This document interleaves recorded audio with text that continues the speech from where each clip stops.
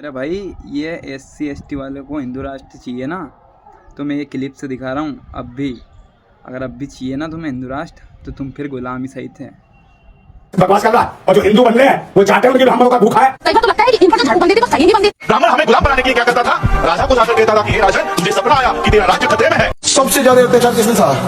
भारत में SC ST में। Schedule caste के लोग, शेड्यूल कास्ट के लोग, OBC के लोग हिंदू नहीं है। और गलती से अगर हिंदू राष्ट्र बन गया तो याद रखना, जो दलितों के गले में आई बात के चलाने की व्यवस्था थी वो हिंदुस्तान में वापस आएगी। इसलिए हमको कोई हिंदू मुस्लिम से ईसाई के नाम पे राष्ट्र नहीं चाहिए। हमको एक धर्म देके सेकुलर राष्ट्र, जो बाबा साहब ने संविधान में लिखा है, वही राष्ट्र चाहिए। याद रखना, जिस दिन भारत धार्मिक लोगों के हाथ में आएगा, पहला निशाना बनेंगे दलित, छोटे जाति के लोग। पहला निशाना याद रखो। जब संविधान नहीं था, जब अंग्रेज नहीं थे, जब मुगल नहीं थे, न दिल्ली सल्तनत राज था, न मोहम्मद बिन कासिम आया, न गौरी आया, न गजनवी आया, न बाबर आया, न दादा आया। आज आप जाओ गुप्ता काल में, जाओ पुराने काल में, दलितों के पीछे पूरा बांध दिया जाता था। जब वो चलते थे तो फिर उस पीछे पूरा जो रहता था वो कदमों के निशान निकालते थे, आगे खड़ा माना जाता था, हल्का सा कहीं थूक या पसीना लग जाए उसको हो जाए। जाओ उस काल में जब यहाँ कोई विदेशी आक्रमण नहीं होता था। याद करो, वहां पे दलित महिलाओं को ब्राह्मण में अस्त्र भरने की इजाजत नहीं थी।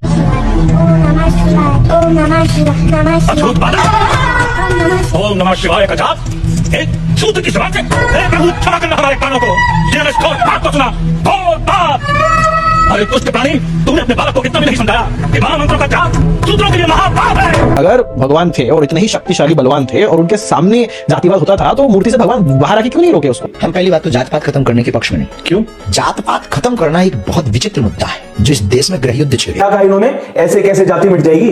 भगवत गीता में खुद भगवान कृष्ण ने कहे, चारों वर्ण मैंने बनाए, ऐसे कैसे जातिवाद को हटा दोगे? जाति रहनी चाहिए। 1950 में देश में संविधान लागू हुआ और डॉक्टर राजेंद्र प्रसाद स्वतंत्र भारत के प्रथम राष्ट्रपति बने, तो ब्राह्मणों ने इसका विरोध किया कि शुद्ध राष्ट्रपति नहीं बन सकता। पंडित जवाहरलाल नेहरू के हस्तक्षेप के बाद बनारस में उन्हें 200 ब्राह्मणों ने दीक्षित किया और महामहिम डॉक्टर राजेंद्र प्रसाद ने उन 200 ब्राह्मणों के पैर धोए। उसे एक पात्र में चरण अमृत एकत्रित किया और महामहिम ने उसे पीकर आशीर्वाद लिया। शुद्ध का ज्ञान प्राप्त करना अपराध है? हाँ, अपराध है।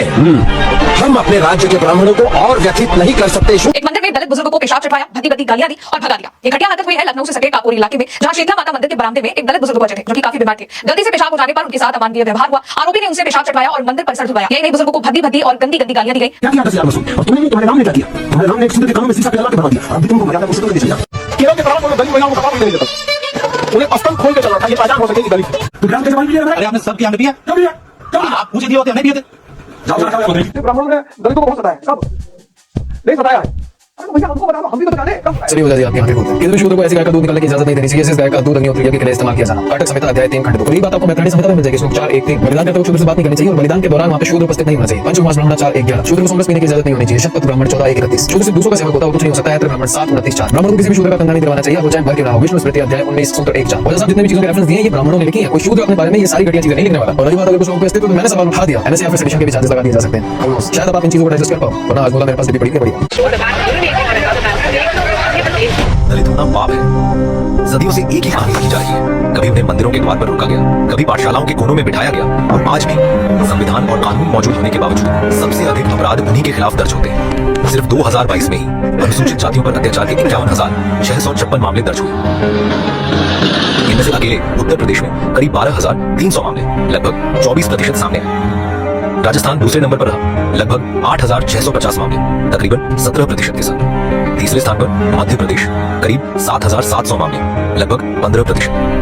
पर न्याय सिर्फ 32% मामलों में सजा, बाकी केस आज भी अधूरे। जरा सोचिए, पानी पीने के लिए पीटा गया, बारात निकालने के लिए मार दिया गया।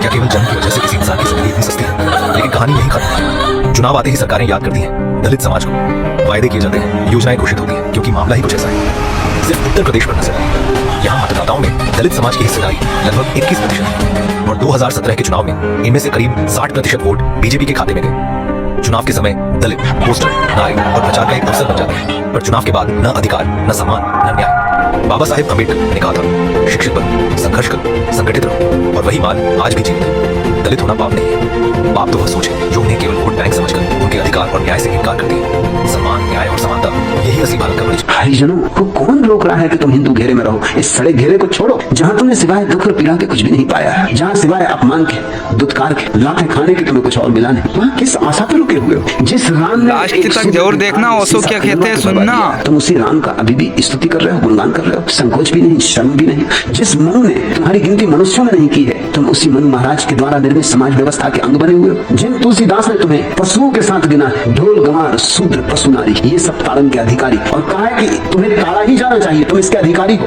तुम्हें सताया ही जाना चाहिए, तुम्हारा अधिकार, सताया जाना तुम्हारा अधिकार है, और हम तुम्हें सताएं ये हमारा अधिकार है। तुम उन्हीं तुलसीदास की चौपाइयां रट रहे हो, और उन्हीं के मानने वाले लोग तुम्हारी पत्नियों के साथ व्यभिचार कर रहे हैं, गर्भपात कर रहे हैं, आग लगा रहे हैं, हत्याएं कर रहे हैं, गोलियां चला रहे हैं, और फिर भी तुम उन्हीं के घेरे में रोके रहना चाहते हो। आदमी दुख से भी राजी हो जाता है, दुख को भी पकड़ लेता है।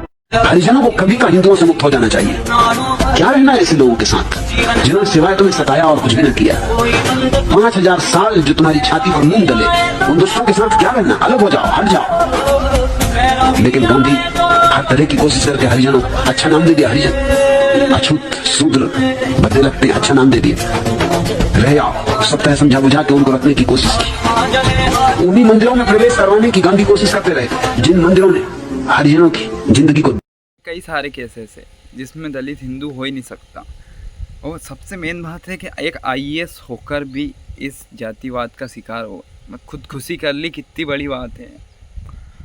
इसको मिटाने का सिर्फ एक ही तरीका है कि जातिवाद को ख़त्म किया जाए, और जैसे कि मैंने पहले भी बताया कि तुम्हारे घर की बेटी हमारे घर की लक्ष्मी बन जाए, उस दिन ये भारत हिंदू राष्ट्र भी बनेगा।